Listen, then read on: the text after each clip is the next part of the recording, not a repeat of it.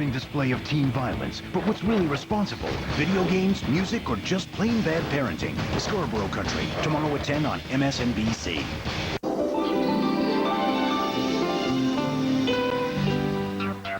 Coming up, a clean sweep. Michael Jackson not guilty on all counts. Back home at Neverland, a free man tonight. Not guilty, not guilty, not guilty.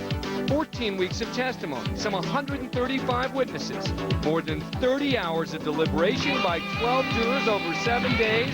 They find him not guilty of conspiracy, not guilty of molesting a child, and not guilty of giving alcohol to a minor. We expected probably better evidence, you know, something that was a little more convincing, and it just wasn't there. We hear from the jurors, from the prosecution, from Jackson's family. A special edition of the program about justice starts now. Hi, everyone. It was, in the end, a stunning verdict. A Santa Maria jury finds Michael Jackson not guilty on each and every charge he faced. No compromises, no hung jury. It seems no second thoughts. A jury of 8 women and 4 men found there just wasn't enough evidence to put Jackson behind bars. Leaving after the verdict, he seemed to be a shell of the man who danced on the SUV at the outset of this case. So here now, a look back at how it happened. We, the jury, in the above entitled case, find the defendant not guilty of conspiracy as charged in count 1 of the indictment, not guilty of a lewd act upon a minor child, not guilty of administering an intoxicating agent to assist in the commission of a felony. Obviously, we're disappointed in the verdict, but we work every day in a system of justice. We believe in the system of justice, and I've been a prosecutor for 37 years, and 37 years I've never quarreled with a jury's verdict, and I'm not going to start today. You mentioned the celebrity factor. Do you think that's played a key part? Well, it seems to us, but maybe we're just looking for explanations in the wrong places. I don't know. What mother in her right mind would allow that to happen, or you know, just freely volunteer your child, you know, to sleep with someone, and not just so much Michael Jackson, but any person for that matter. We looked at all the evidence. We looked at Michael Jackson, and one of the first things we decided that we had to look at him as just like any other individual, not just as a celebrity. And once we got that established, that we could go beyond that, we were able to deal with it just as fairly as we could with anybody else. We actually challenged one another in the deliberation room. I mean, it wasn't, I don't want to give the impression that this was a really slam dunk deal where you just go in to a room and 12 people agree. I don't think 12 people can agree on anything except that the sun might come up tomorrow morning. And beyond that, you got to talk about it. And we did talk about it. We challenged the issues, and we came to the decision that pointed to reasonable doubt. We're joined now on the phone by one of the alternate jurors in the case. Charles Luke was known as alternate juror number 3. Mr. Luke, thanks very much for taking the time to come on the program. We appreciate it. Hello. Hi. All right, so let me ask you the first and most obvious question. If you had been one of the deliberating jurors, would you have come up with the same verdict? I would think so. I think that when the trial ended and we went on our way, that we had real confidence in that group of 12 that they would come up with the right decision. They're a very sincere group and had worked hard on it for several months and had all the testimony and evidence in front of them, and I'm sure they worked hard on it. So I can support their decision for sure. But even apart from supporting it, and I think that anyone who appreciates the jury system is going to say, look, this is the verdict and it is what it is. But now asking you on your own to evaluate it, would you, the minute you left, when the judge said thank you, we'll let you know if we need you, did you walk away from there thinking you would find Michael Jackson not guilty on all the charges? No, I walked away realizing that I needed deliberation, and while I had some leanings, it was really a decision to be made all 12, and I needed to review a lot of the testimony because, you know, we heard so much in that period of time that you had to put it all together. You had to connect the dots, and then you had to identify some of the truth that hadn't been coming through. So it was a close case for you? Yes. It's tough to get to a verdict of without reasonable doubt. Yeah. And so you think gut that was the... You think that was the issue, was the standard of beyond a reasonable doubt? I think that is a big issue in it, yes. Let me let you listen to a couple pieces of sound from some of the jurors who you got to know well, and a lot of them were talking about the mother of the accuser in this case, and I listened to them and I'm thinking, boy, the minute this woman got off the stand, this prosecutor was finished. Let's listen, and then I want to ask you about it on the other side. I can't really point to any one specific item right now. I mean, there were tons of evidence to consider, and to pick one item out is really difficult. And I would just say that we considered all of the evidence, and of course, since it's a criminal trial, it had to be beyond a reasonable doubt.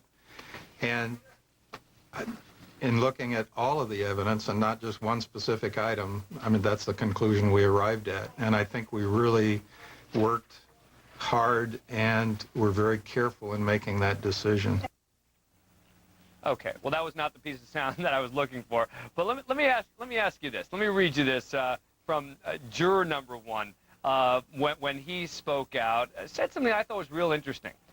Michael Jackson probably has molested boys. I cannot believe that after some of the testimony that was offered, I can't believe that this man could sleep in the same bedroom for 365 straight days and not do something more than watch television and eat popcorn. That doesn't make sense to me. But that doesn't make him guilty of the charges that were presented in this case, and that's where we had to make our decision. Do you agree with that? Well, I think, you know, there's a pretty strong body of evidence on both sides of this decision. But again, not having been in the deliberation room with them, you know, I would not second guess the conclusion that they came to.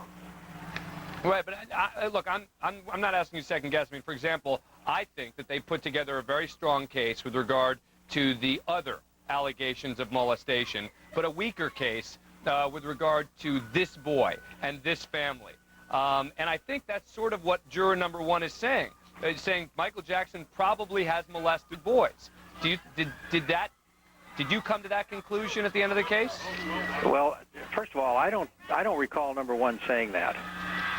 He said it to the Associated Press, not in the press conference. He said it afterwards. Right? Well, yeah. Dan, I wouldn't want to comment on that. You know, okay. You know, I heard Ray say that he had some feelings going into it, and he still got some feelings coming out. Now, what does that mean in detail? I don't know. Maybe it means what you said.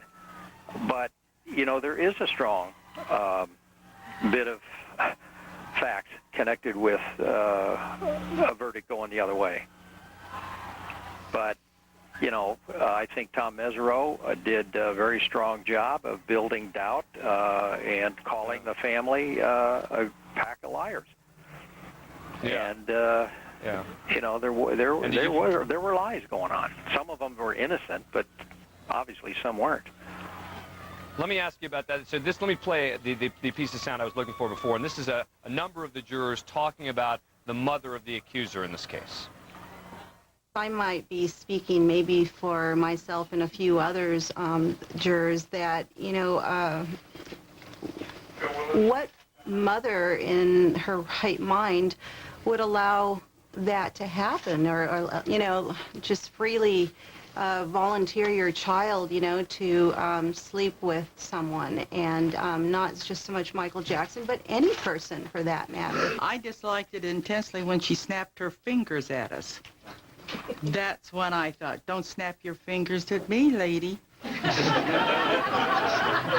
I was very uncomfortable with that. A lot of the witnesses looked over at us from time to time, but then they'd look back, but she didn't take her eyes off of us. Boy, Mr. Luke, it sure sounds like the jurors really detested the mother of the accuser in this case? Well, Dan, I know that you were in the courtroom quite a bit. I don't know if you saw her, but, you know, that's a woman who's been through 17 or so years of physical abuse. She's been through a lot. And, you know, a mother with a 12-year-old boy understands that, you know, he really needs a man in his life. And it appears that there's been 3 or 4 of them who have become very close to Michael Jackson, and of all of that same kind, where they do not have a father in the house. But that, again, does not, you know, prove guilt. Janet is an unusual person in some respects.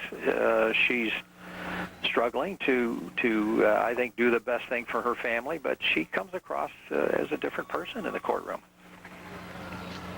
Final question, let me just ask you this. Am I reading you wrong if I say that when you left to go on your own and the jurors went to deliberate, that you were more inclined to find him guilty of something than this verdict showed?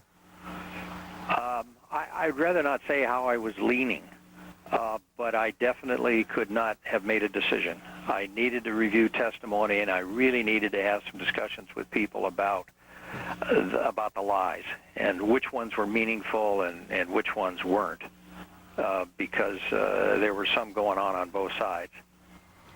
And you had to make some judgments on some of these witnesses. Charles Luke, I know it must have been frustrating to be an alternate juror and not get to actually deliberate the case, but thank you very much for taking the time to come on the program. Appreciate it. Thank you, Dan. NBC's Mike Taibbi was in the courtroom when the verdict was read. All right, Mike, you know, look, it sounds to me like Mr. Luke might have been someone who might have gone a different way on the jury, but who knows? You were inside the courtroom watching those jurors as the verdict was delivered. At least one of them was crying, right? Yeah, it was very emotional in court, and I think what you heard in Mr. Luke's voice is the internal debate so many people had, so many reasonable people, and in this case people who were knowledgeable about this case, about which way to lean. And what you really heard was the distinction, the semantic distinction between the words not guilty and the word innocent. A lot of people in Jackson's camp are going to be saying this proves he's innocent. Well, in the minds of many people, even people on this jury, it's quite clear they don't believe that at all. And Mr. Luke seemed to be wrestling with that even as he was answering your questions. And I have to tell you, and you know this too, Dan, because you've been sitting with people too who've been involved in the coverage of this case, that very informed people who thought very hard about all this evidence have found it difficult to side on one side without conceding that the other side has validity. There are two polar opposite points of view about the facts not in dispute in this case. As one juror said, the one who was quoted by the Associated Press, I think he's a child molester. I think he's done it in the past, but it didn't meet the standard of beyond reasonable doubt in this case. And that, to me, is the beauty of our system, Dan. You're a lawyer, you know. I studied law, and I know it too. This is a system of laws and not of men. That's political correctness. But, you know, the people, the human beings who watch this case think there's got to be something wrong with this guy. But if you follow the law, you have to say that in this case, it was not proven beyond a reasonable doubt. And I'm going to talk more about that at the end of the case. Mike's going to stick around, talk to him a little bit more about inside the courtroom. Also coming up, an attorney who has represented Michael Jackson's family for an intricate part of this defense team. Brian Oxman joins us in a moment to talk about his reaction to families, the verdict.